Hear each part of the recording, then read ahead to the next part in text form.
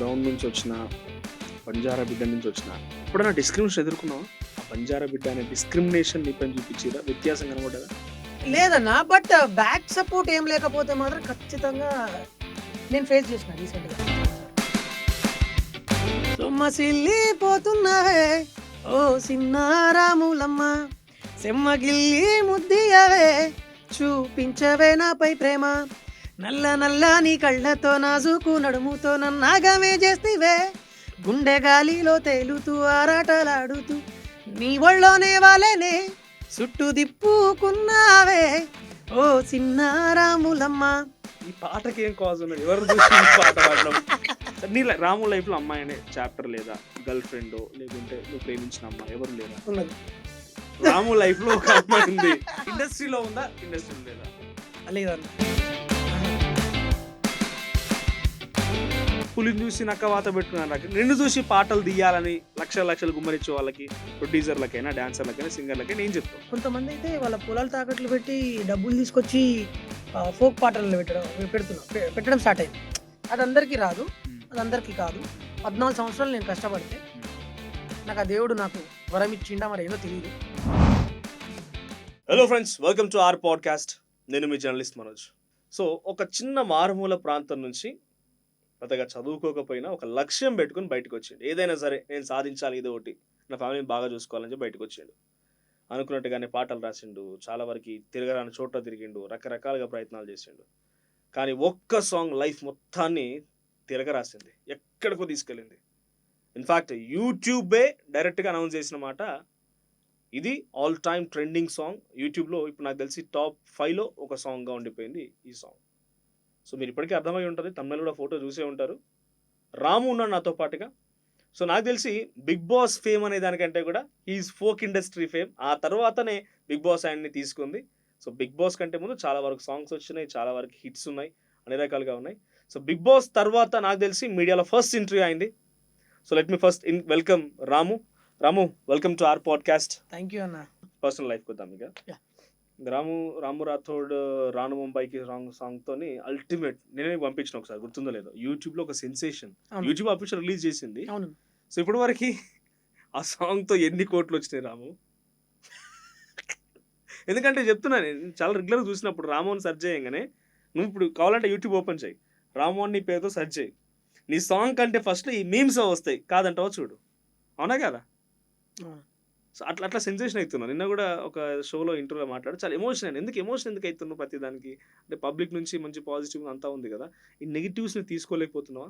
తీసుకోలేకపోతున్నా అంటే అన్న, బాధ బాధ అనిపిస్తుంది ఒక్కొక్కసారి. అంటే మన ఇండియా ఇంకా ఇంతేనా, మన భారతదేశం అనేది ఇంతేనా మైండ్ సెట్? ఒకటి ఎదుగుదలని చూడలేకపోతున్నారా? అంటే ఎందుకు మన ఇండియా బాగుపడకపోవడానికి కారణం, మన తెలంగాణ బాగుపడకపోవడానికి కారణం, నిజానికి ఒకడు ఈ స్థాయిలో ఉన్నాడంటే వాని కిందనే ఉండాలి. ఇంకా మనం వానికంటే పైకి ఎదగొద్దు. ఇంకా వాడు మన చెప్పు కిందనే ఉండాలి. ఫోక్ ఇండస్ట్రీ మంచిగా ఉంది కదా ఇప్పుడు. ఫోక్ ఇండస్ట్రీ నాకు తెలిసి తెలుగు ఫోక్ ఇండస్ట్రీ అనేది టాలీవుడ్కి ఒక ఆల్టర్నేట్ ఇండస్ట్రీగా మారిపోయింది. చాలామంది నీలాంటి వాళ్ళు, చాలామంది ఇంకా డాన్సర్లు, ప్రొడ్యూసర్లు చాలామంది వస్తున్నారు, సాంగ్స్ వస్తూనే ఉన్నాయి. నాకు తెలిసి వీక్లీ ఒక సాంగ్ అని వస్తుంది పక్క ఇండస్ట్రీ నుంచి, రైట్? సినిమా వచ్చినంటే వీక్లీ ఒక సాంగ్ అని వస్తుంది మొత్తం ఫోక్ ఇండస్ట్రీ నుంచి. దాంట్లో మంచిగానే ఉంది కదా నీకు. సో ఏం ఓర్చలేకపోతున్నారు? నువ్వు ఎందుకు బాధపడుతున్నావు? బాధ అనేది ఏం లేదన్న. విషయం ఏంటంటే, ఇప్పుడు నాకు యూట్యూబ్ ద్వారా నాకు కొన్ని అమౌంట్ జనరేట్ అవుతుంది. అండ్ నా లైఫ్ స్టైల్, నేను బిగ్ బాస్కి వెళ్ళొచ్చిన, బయట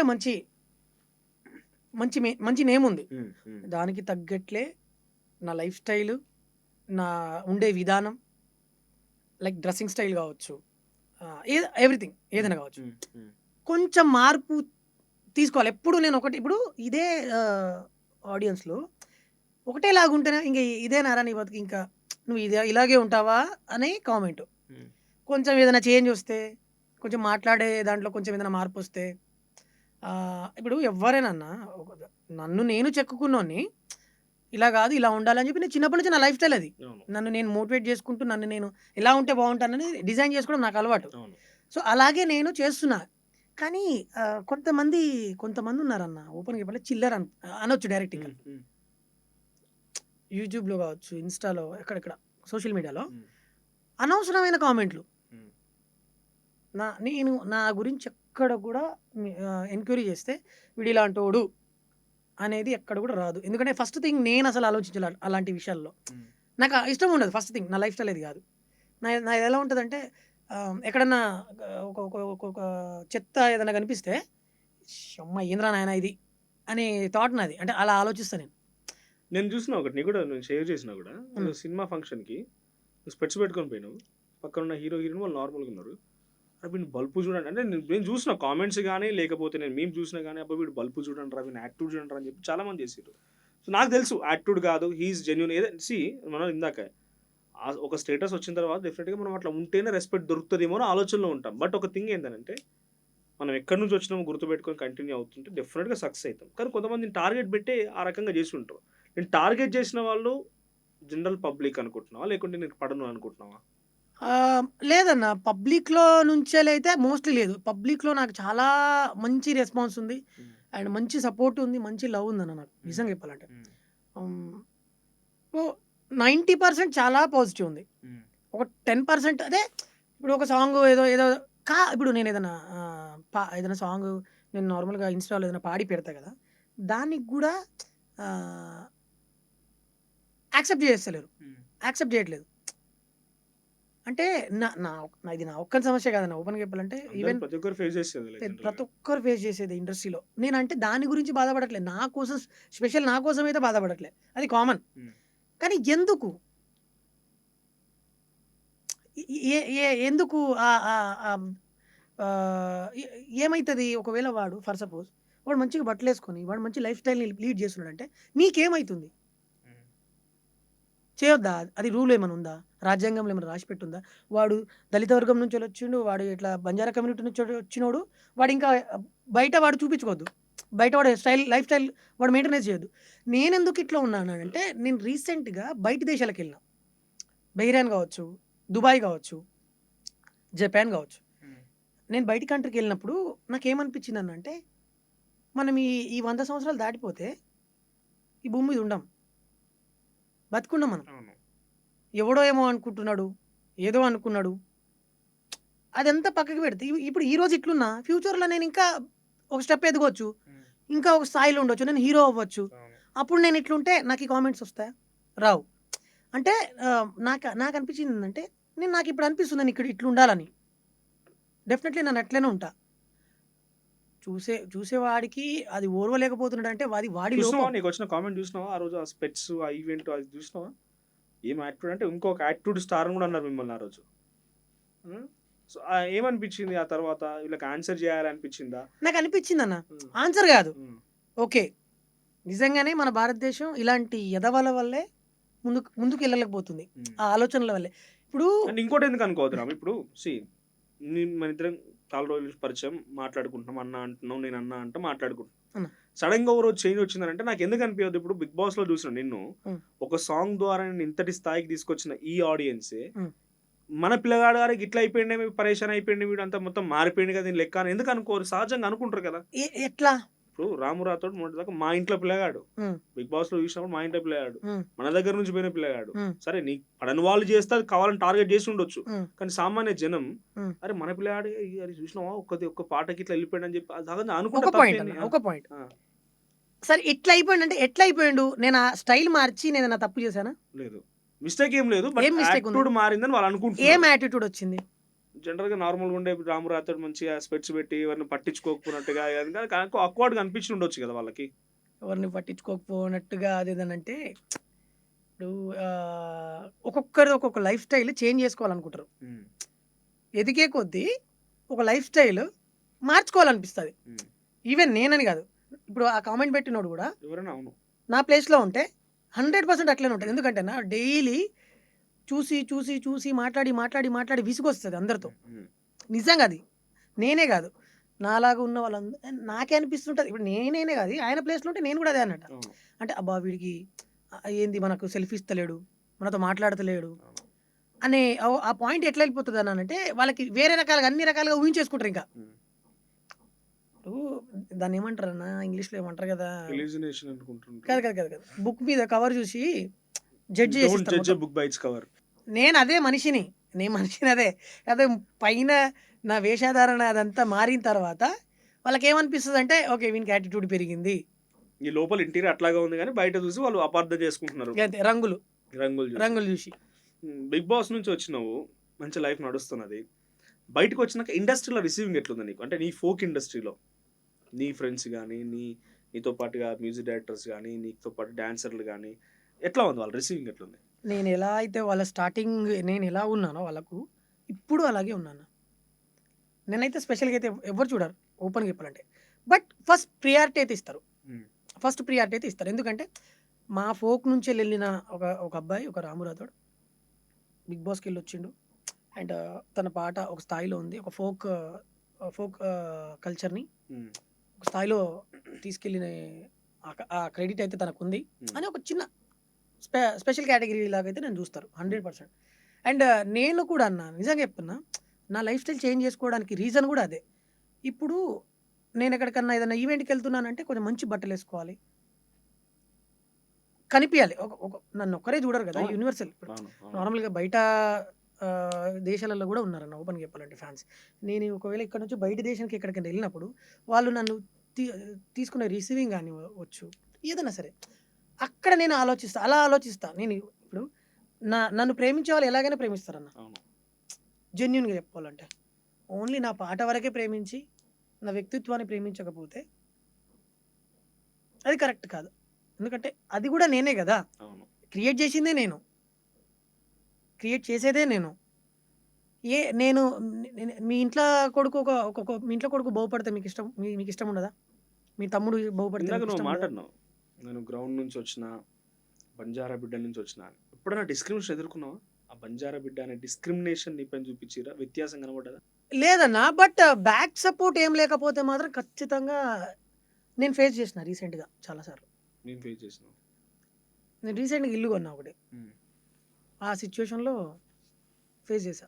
ఏమన్నారు? అంటే లైక్ అనేది కాదన్నా చూయించారు. హ్మ్. ఆ! కొన్ని బెదిరింపులు కూడా వచ్చినాయి. హుహు. హ్మ్. అంటే ఎవరి వైపు నుంచి వచ్చినాయి? ఉంటారుగా అన్న కొంతమంది కావాలని ఇన్వాల్వ్ అయిపోయి, కావాలని మేము ఇక్కడ ఉన్నామని ఒక చూపించుకోవడానికి ఉంటారుగా కొంతమంది. హ్మ్. నేను ఉండే ఏరియాలో కొంచెం ఉండే. హ్మ్. అవి అంటే వచ్చినాయి నాకు. పొలిటికల్ సైడ్ బెదిరింపులు అంటావా? అంటే ఎవరో దందాలు ఆ! చేసుకుంటోళ్ళు ఆ! అలాంటోళ్ళే. అలాంటివి. అప్పుడు అనిపించిందా బ్యాక్ సపోర్ట్ ఏం లేదని నీకు? ఇంతమంది సపోర్ట్ ఉన్నారు కదా నీకు? లేదన్న back support in the sense ఏమనిపించింది అంటే స్ట్రాంగ్‌గా నీ వెంట నిలబడి ఫైట్ చేసేటోళ్ళు కావాలి నీకు. లేదన్న. ఇప్పుడు ఇంత ఉన్నా కూడా వీళ్ళు ఇంత ధైర్యంగా ఎట్లా మాట్లాడగలుగుతున్నారు? హుహు. నాకు నేను యాస్ ఎ సెలబ్రిటీ బయట అవును. అందరికి. అవునవును. ఇంత ఉన్నా కూడా నాతో డైరెక్ట్‌గా ఇలా ఫోన్‌లో మాట్లాడడం, హ్మ్. నాతోనే ఇట్లా మాట్లాడుతున్నారంటే అసలు ఎంత వాళ్ళకి ఎంత ధైర్యం ఉంటది. అసలు బయట అంటే ఎంతకి వాళ్ళు తెగించుంటారు. ఆ! అంటే కులం పరంగా ఎప్పుడైనా డిస్క్రిమినేషన్ ఎదుర్కొన్నావా? వ్యత్యాసం చూపించారా ఎవరు నీ మీద? వ్యత్యాసం అయితే నాకు నేను బంజారా కమ్యూనిటీ నుంచి వచ్చిన అనే దాని గురించి అయితే లేదు. హ్మ్. బట్ నాకు ఒక్కొక్కసారి అనిపిచ్చేది. అంటే హ్మ్. ఓకే. ఆహ్, అంటే లైక్ ఈ ఈ కామెంట్స్ పరంగా కావచ్చు. హ్మ్. కొన్ని ఉన్నాయి. నేను దాన్ని నిన్న అబ్జర్వ్ చేశా. తెలుస్తది గదా! హ్మ్. ఆ టచ్ తెలుస్తది. హుహు. ఓకే. నే అదే అండ్ ఇప్పుడు 860,000,000 అనేది ఇట్స్ నాట్ ఏ జోక్ అన్న. అవును. నేను ఫ్రాంక్‌గా చెప్తున్నా. నేను గర్వంగా చెప్పుకుంటా. 860,000,000 నా పాటకు రావడం చాలా గర్వదగ్గ విషయం అది. నేను అట్‌లీస్ట్ నేను 100% నేను అది జేస్తా. నేను అది సాధించిన 60 నేను ఖచ్చితంగా జూపిస్తా. ఎందుకంటే నన్ను జూసి ఓ 100 మంది ఇన్‌స్పైరింగ్‌గా తీసుకోవాలి. అవును. కానీ నేను ఎక్కడికెళ్ళినా గూడా అవతల నేను మీరిప్పటికైనా చూడండన్న. నాకంటే పెద్దవాళ్ళు, నాకంటే ఆహ్, ఒక హోదాలో ఉన్న వాళ్ళది నేను ఎళ్ళినప్పుడు కాలు మొక్కుతా నేను డైరెక్ట్. రెస్పెక్ట్, గౌరవం. రెస్పెక్ట్ అయితే ఖచ్చితంగా ఇస్తాను. నేను అది కోల్పోను. అవును. నేను ఆ విషయాన్ని నేనెప్పుడు మర్చిపోలేను. ఎందుకంటే నాకు లైఫ్ ఇచ్చింది ఈ కళనే నాకు. ఈరోజు బతుకున్నా ఇంత ఇంత సో, చేస్తున్నా నీ అంటే లైఫ్‌లో జరిగిన ప్రతి దానికి ఒక ఒక ఒక స్టార్టింగ్ మూమెంట్ ఉదాహరణకి 'బిగ్ బాస్' పోయినంటే అమ్మ కోసం పోయినా అని. ఈ కళలకు లేకపోతే ఈ సాంగ్స్‌కి ఎట్లా వచ్చినావంటే దానికో స్టోరీ చెప్పినావు. కరోనా టైంలో ఇట్లా జరిగింది. ఇట్లా అలవాటయింది రాయడం అనేది. డాన్స్ గురించి ఉంది. ఒక్కసారి నా కోసం 'సొమ్మసిల్లి' పాట పాడవా? మీ ఫేవరెట్ అన్న?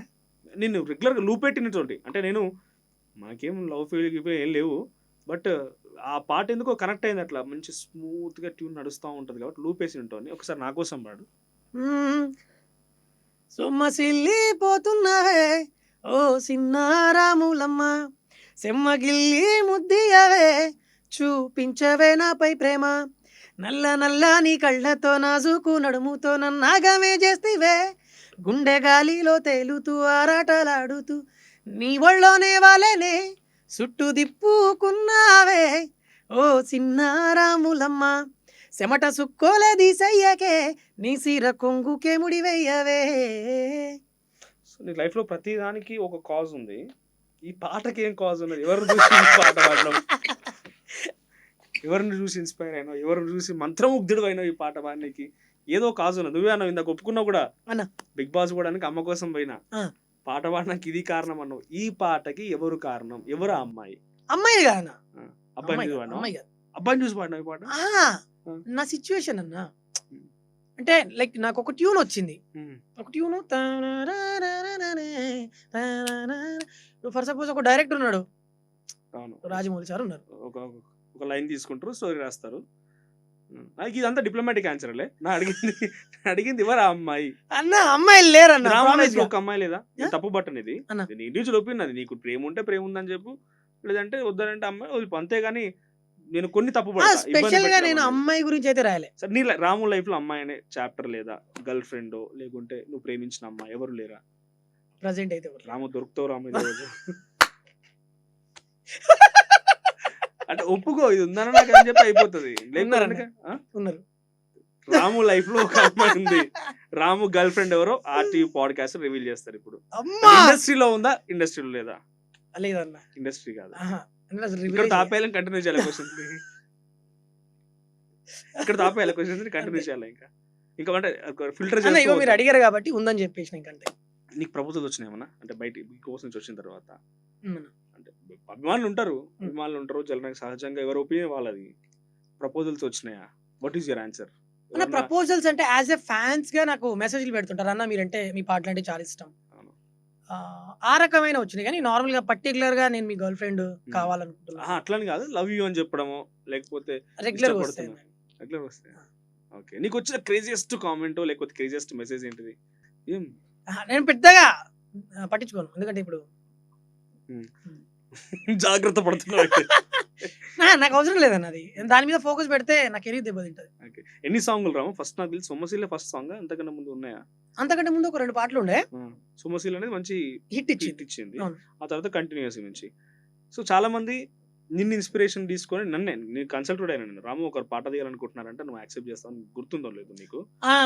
అంటే ఏంటంటే రాము డబ్బులు సంపాదించిండు, రాము సాంగ్ 860 million పోయింది అని చెప్పి అన్ని సాంగ్లు పోవు. నీకు రాము రాథోడ్ రాసిన పాట, రాము రాథోడ్ పాడిన పాట, రాము రాథోడ్ డ్యాన్స్ చేసిన పాట ఒక్కటి హిట్ అయింది.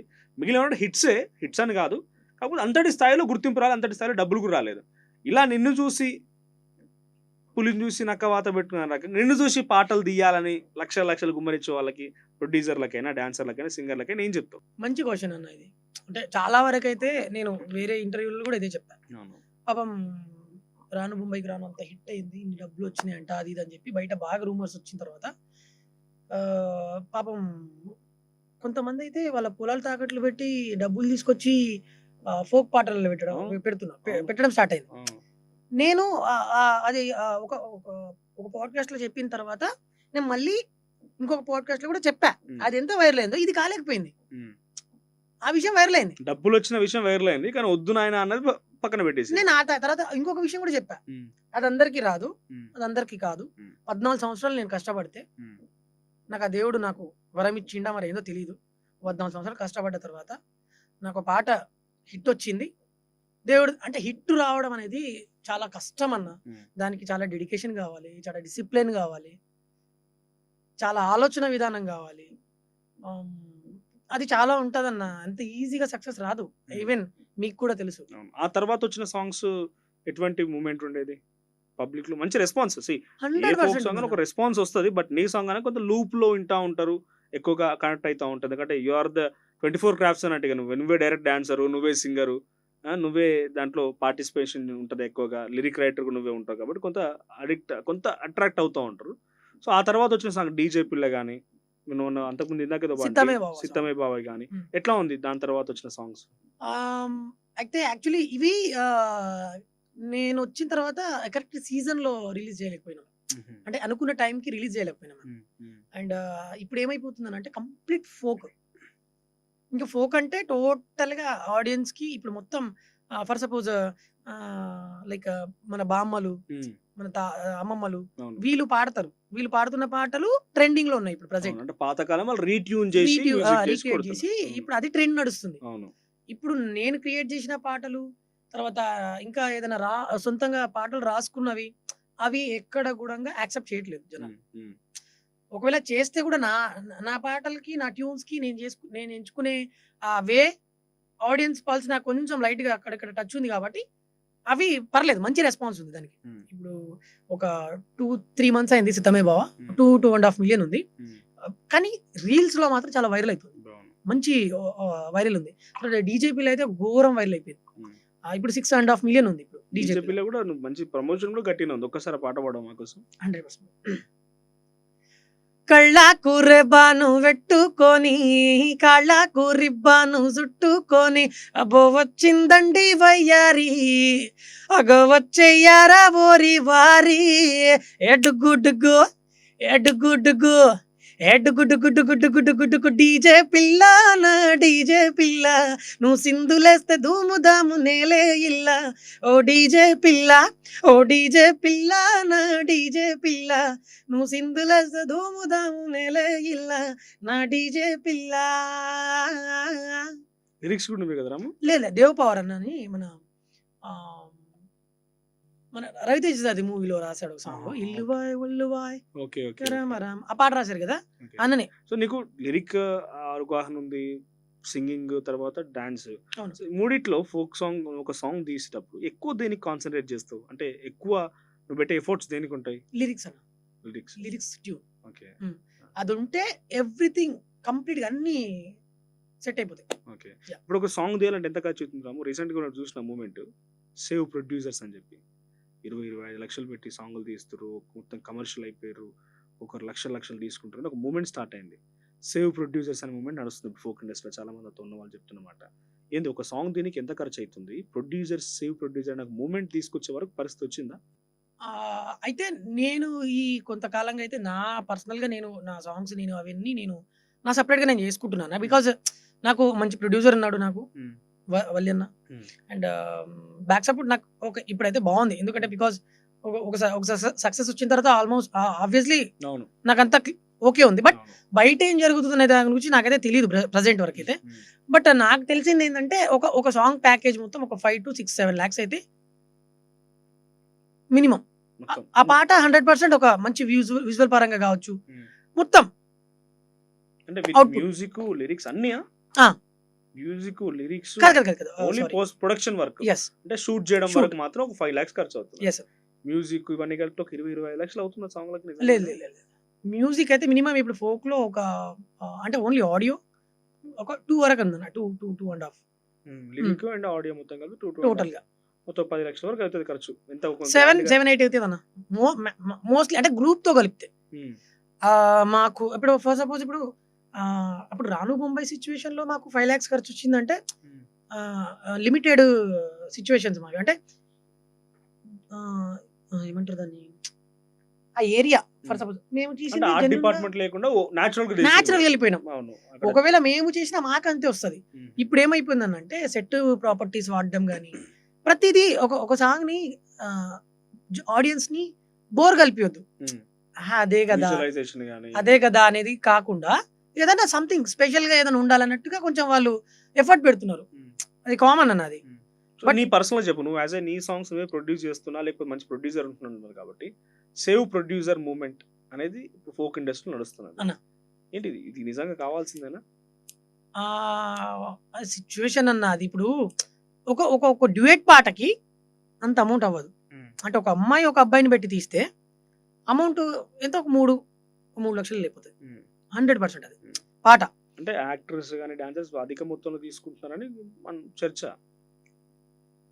అయితే ఇక్కడ మ్యాటర్ ఏంటంటే పాట హిట్ అయిన తర్వాత ప్రొడ్యూసర్ బతుకుతారు, ఆ పాటకు సంబంధించిన వాళ్ళు అయితే వాళ్ళు బతుకుతారు. కానీ బ్యాక్ సపోర్ట్‌లో బ్యాక్‌లో ఉన్న డాన్సర్స్ కావచ్చు, వాళ్ళకి ఇదే పని కదా నీకు.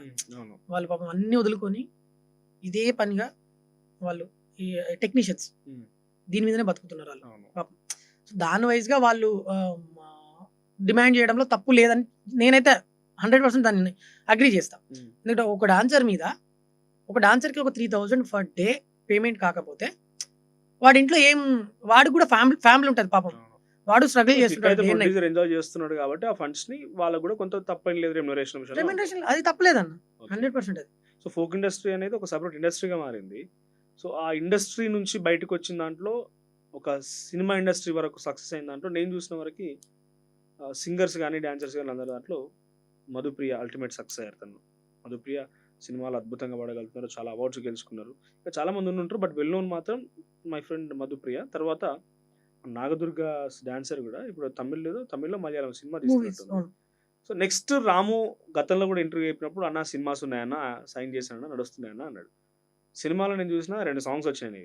ఏంటిది బ్యాండ్ మేళంలో పాడిన పాట కానీ తర్వాత ఎవరైనా నీ పాట ఇంకో సాంగ్ సినిమా సందీప్ కిషన్ గారి సాంగ్ లో కూడా ఉమ్. వచ్చినాయి. అవును. కానీ యాక్టర్ గా ఎప్పుడు చూడబోతున్నాం? యాక్టర్ రోల్ లేకుంటే అందులో ఒక లీడ్ రోల్ ఎప్పుడు చూడబోతున్నాం? ఏమేమి ప్రాజెక్ట్స్ ఉన్నాయి నీ దగ్గర? సూన్ అన్నది సూన్. నాకేంటంటే ఇప్పుడు ఆబ్వియస్లీ నేను ఒక రైటర్గా ఉమ్, నేను దాన్ని గెస్ చేయగలుగుతా. అంటే ఫ్యూచర్ ఏంటి దానివల్ల, నేను ఎలా సక్సెస్ అవ్వగలుగుతా అనేది నాకు పల్స్ తెలుసు కాబట్టి నేను తూచి నేను క్యారెక్టర్స్ కానివ్వచ్చు, ఆ సిచ్యువేషన్ కానివ్వచ్చు, ఆ స్టోరీ కావచ్చు, ఉమ్, నేను అన్ని దగ్గరుండి నేను చూసుకోవాలి, దాన్ని ఉమ్, చూస్ చేసుకోవాలి. సో దాని గురించి తప్ప నాకు వేరే ఏ విధంగా కూడా నేను ఆగట్లేదు. ఉమ్, నాకు మంచి స్టోరీ దొరకాలి. ఉమ్, ఎలా ఉండాలని అంటే ఫర్ సపోజ్ నేను చిన్నప్పుడు పొద్దున్నే మా అమ్మ నన్ను లేపి తొందర పోరా పాలైపోతాయి ఆడ పాలు ఆ ఇంటికాడ తీసుకురా. ఫలానా వాళ్ళ దగ్గర పాలు తీసుకొస్తాం మేము. అంటే న్యాచురాలిటీ ఉండాలి నీకు, న్యాచురాలిటీ ఉండాలి. కనెక్ట్ అవ్వాలి. అరే ఇది నేను చిన్నప్పుడు నేను ఇది కదా, నేను ఇట్లుంటుండే కదా. అంటే ఎన్ని స్టోరీలు నువ్వు బిగ్ బాస్ నుంచి వచ్చిన తర్వాత? ఒక ఒక ఒక 3 స్టోరీలు అయితే విన్నాను. ఉమ్, ఆ తర్వాత రీసెంట్గానే ఒకటి హిలేరియస్ కమర్షియల్ ఒకటే ప్లేస్లో ఉండి హర్రర్ స్టోరీ ఓకే. మస్తు అనిపించింది అది. బట్ నా బాడీ లాంగ్వేజ్కి నా బాడీకి సెట్ అవుతుందా అని ఒక చిన్న డౌట్ ఉండే. ఉమ్, నాకు ఆ డౌట్ కూడా రావద్దు ఫస్ట్ థింగ్. నాకు ఎప్పుడైతే డౌట్ వచ్చిందో నేను ఎందుకంటే అన్న నన్ను నమ్ముకొని ఒక ప్రొడ్యూసర్ అమౌంట్ పెడుతుంటే దాన్ని నేను ఎప్పటికైనా సరే లాస్ చేయొద్దు అనేది నా ఇంటెన్షన్. అండ్ ఇంకొకటి నా లైఫ్ ఇది. వన్స్ నేను ఓ డిసిజన్ తీసుకొని ముందుకు వెళ్తున్నా అంటే అది నా లైఫ్కి బ్రేక్ అవ్వద్దు ఇంకా. సో బిగ్ బాస్ కి రాకముందు కూడా ఎగ్జాంపుల్ టేకింగ్ సోహెల్ ఎగ్జాంపుల్ తీసుకుంటాను నేను. అన్న. బిగ్ బాస్ కి వెళ్ళక ముందు కూడా సోహెల్ సినిమాలు చేసిండు ఆయన. అన్న. సినిమాలు చేసిండు, సినిమాలో చిన్న చిన్న క్యారెక్టర్స్ ఉన్నాయి, లీడ్ రోల్ సినిమాస్ ఉన్నాయి. బిగ్ బాస్ లోకి వెళ్ళిన తర్వాత బిగ్ బాస్ నుంచి బయటకు వచ్చి మళ్ళీ కొన్ని సినిమాలు రిలీజ్ చేసిండు. ఆయన ఏడ్చిండు ఒక సిచ్యువేషన్ లా. చూడండి అబ్బా నా సినిమాలు చూడండి, ఏడ్చిండు. ఆయన మీద ట్రోల్స్ ఎక్కువైపోయినాయి, ఆయన మీద నెగిటివ్ రివ్యూస్ ఎక్కువైపోయినాయి.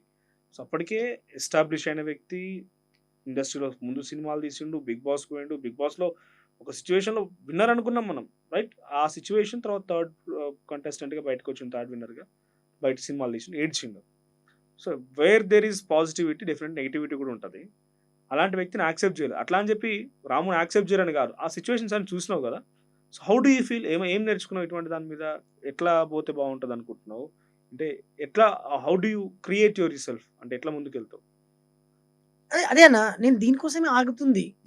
ఏది కూడా మనం సరే ఇది బాగుంది కదా, అదే ఇప్పుడు ఏదైనా ఒక సిచ్యువేషన్లో మనకి ఆ స్టోరీ నచ్చేసింది ఫర్ సపోజ్, నేను తీసేస్తా. నాకు నాకు నా డబ్బులు కోసం వస్తాయి, రెడీగా ఉన్నారు డబ్బులు వస్తాయి, ప్రొడ్యూసర్స్. అంతా బాగానే ఉంటాయి, కానీ అది పర్ఫెక్ట్ ఉండదు కదా. అది లాంగ్ టైం ఉండకుండా ఉండేటట్టు నేను చూసుకోవద్దు. ఫస్ట్ థింగ్ లాంగ్ టైం ఉండాలి, నాకు లైఫ్ కావాలి. సో దానికోసం ఇప్పుడు తగ్గినా పర్లేదు, ఆగినా పర్లేదు, ఎవ్వరేమనుకున్నా పర్లేదు. ఎందుకంటే రామురాతోడేం పెద్ద ఏజ్డ్ కాదు, మనోడు ఏం పెద్ద వేరే సిచ్యువేషన్లోకి వెళ్ళిపోయేటోడైతే కాదు. రామురాతోడు స్టేబుల్గా ఉండి వెయిట్ చేసి కొంచెం సిచ్యువేషన్ చూసి. నీతో పాటు ఈ సాంగ్ లో ఉన్న అమ్మాయి లిఖిత, రైట్? లిఖిత దానితో సినిమాలో యాక్ట్ చేస్తున్నట్టు కదా, ఇప్పుడు సావిత్రి అనే సినిమా ఏదో వస్తుంది వాళ్ళది, ఆమె హీరోయిన్ అయిపోయింది. బట్ నీ అప్కమింగ్ ఎప్పుడు? ఆమె తర్వాత కింద కామెంట్ చేస్తే రాము ఎక్కడ అని అడుగుతున్నారు. ఆ సినిమా ఫంక్షన్ కింద మన దాంట్లో పెట్టిన దాంట్లో కూడా ఎంత? వేర్ ఈజ్ రాము అని అడుగుతున్నారు. అంటే నీ సినిమా ఇప్పుడు అనేది ఒక ఎగ్జైట్మెంట్ అయితే పబ్లిక్ లో ఉన్నది. బట్ ఎటువంటి స్టోరీతో వస్తావనే చూడాలి. ఎస్ అన్న. నాకు ఇంకొకటి ఏంటంటే నా యాజ్ ఏ ఆర్టిస్ట్గా నేను ఇంకా నేర్చుకోవాలనేది కూడా నాకు ఉంది మైండ్లో. నా మైండ్లో ఒకటి ఉంది. అంటే నేను యాక్టింగ్ ఇంకా నేర్చుకోవాలి. జస్ట్ ఇది నాది బిగినింగ్ స్టేజే. సో పక్కాగా ఆడియన్ని మనము మన హ్యాండ్ ఓవర్లోకి మన ఎమోషన్లోకి తీసుకోవాలి అంటే నేను ఇంకా యాక్టింగ్ నేర్చుకోవాలి. సో నేను ఏదైనా సరే కొంచెం నేర్చుకొని అండ్ ఈ ఫీల్డ్ అంటే సినిమా ఫీల్డ్ ఇంకా నాకు టచ్ లేదన్న, ఓపెన్ చెప్పాలంటే. డాన్స్ వరకు ఓకే, లిరిక్స్ అన్ని ఓకే, కానీ ఫోక్ ఇండస్ట్రీ తర్వాత ఇదంతా నాకు ఇది సాంగ్స్ పరంగా ఇదంతా ఓకే, కానీ అవును. నేను ఇంకా అవగాహన తెచ్చుకోవాల్సింది చాలా ఉంది. ఉమ్. నాకు ఒక 1 year లేట్ అయినా పర్లేదు, నేను అదంతా తెలుసుకొని ఓకే నాకు ఇప్పుడు ఫర్ సపోజ్ పోస్ట్ ప్రొడక్షన్ అంటే ఏంది, తర్వాత మనకి ఈ సినిమా ఎక్కడి నుంచి Shoot ఎక్కడ కానీ. వెళ్ళి చేస్తారు. సో ఈ కొన్ని ఎక్స్పీరియన్స్ ఇప్పుడు ఒక డిఓపి వర్క్ చేస్తున్న ఆయన కింద అసిస్టెంట్ ఉంటాడు, డైరెక్ట్ ఆయన తీయగలుగుతాడు, కానీ దాంట్లో చాలా ఉంటాయి. సో అవన్నీ నేర్చుకోవాలి ఒడిదుడుకులు. నేను అది ఇంకా నేర్చుకోలేదు. ఉమ్. నేను ఇది జెన్యున్గా చెప్తాను. ఉమ్. అదంతా నేర్చుకున్న తర్వాతనే నేను ముందుకెళ్ళగలుగుతాను. నాకు అన్ని రూట్స్ అన్ని గట్టిగా వేసుకోవాలి ఫస్ట్. ఓకే, సెలబ్రిటీగా నాకు తెలిసి మధ్యలో గెస్ట్లుగా కూడా పోతున్నావు కదా, అన్న. ఎట్లా ఉందా ఫీల్? చాలా happy ఉంది. నాకు తెలిసి నువ్వు చదువుకున్న స్కూల్ కూడా పోయినట్టున్నావు కదా, కాలేజ్కి వెళ్ళాను, కాలేజ్ కు స్కూల్ కి పోయినట్టు. ఎట్లా ఉందా ఫీల్? ఎట్లా ఉంది? చాలా హ్యాపీ ఉందన్న. అంటే నేను చిన్నప్పుడు అనుకున్నది అది, చిన్నప్పుడే అనుకున్నా నేను. ఉమ్. నా 7th 8th స్టాండ్ నేను 8th క్లాస్లో ఉన్నప్పుడే అనుకున్నా ఉమ్. నేను ఏదో ఒక రోజు నా స్కూల్కి చీఫ్ గెస్ట్గా రావాలి ఉమ్. నేను అనుకున్నా. ఉమ్. అంటే చాలా మంది ఎమ్మెల్యేలు మా గవర్నమెంట్ స్కూల్కి పెద్ద పెద్ద వేరే వేరే ఎవరు వస్తుండే, అవునవును. వాళ్ళందరిని చూసి అబ్బా వీళ్ళ కోసం ఇంతమంది వెయిట్ చేస్తున్నారు ఏంది, ఉమ్. పిల్లలు ఎందుకు ఇంత ఎగ్జైట్గా అవుతున్నారు. ఉమ్. అప్పటి నుంచి నాకు నా ఆలోచన ఏదైనా వేరే ఉంటుంది, నేను గవర్నమెంట్ స్కూల్ అయినా కూడా. ఉమ్.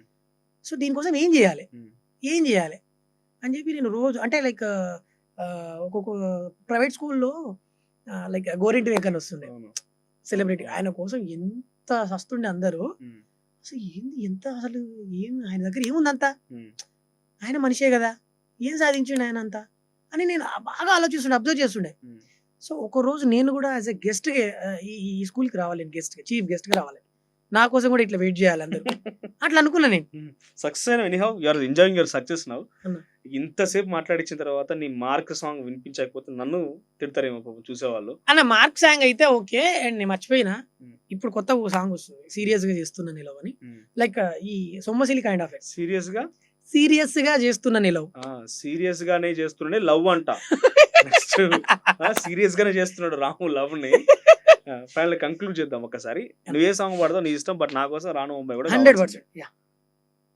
అద్దాల మేడలున్నాయే, మేడల్లా మంచి సీరలున్నాయే, సీరంచు రైకలున్నాయే, కొనిపిత్తా నాతో బొంబాయి రాయే, రాను నే రాను రాను బొంబాయికి రాను, రాను బొంబాయికి రాను, రాను బొంబాయికి రాను, రాను బొంబాయికి రాను, రాయ రాయ పిల్ల రంగుల రాట్నం ఎక్కించి జాతరంతా చూపిత్తా, రాను రాను పొలగా రంగుల రాట్నం ఎక్కించి నన్నాగం జత వంట, అందుకే రాను నే రాను రాను బొంబాయికి రాను, రాను బొంబాయికి రాను.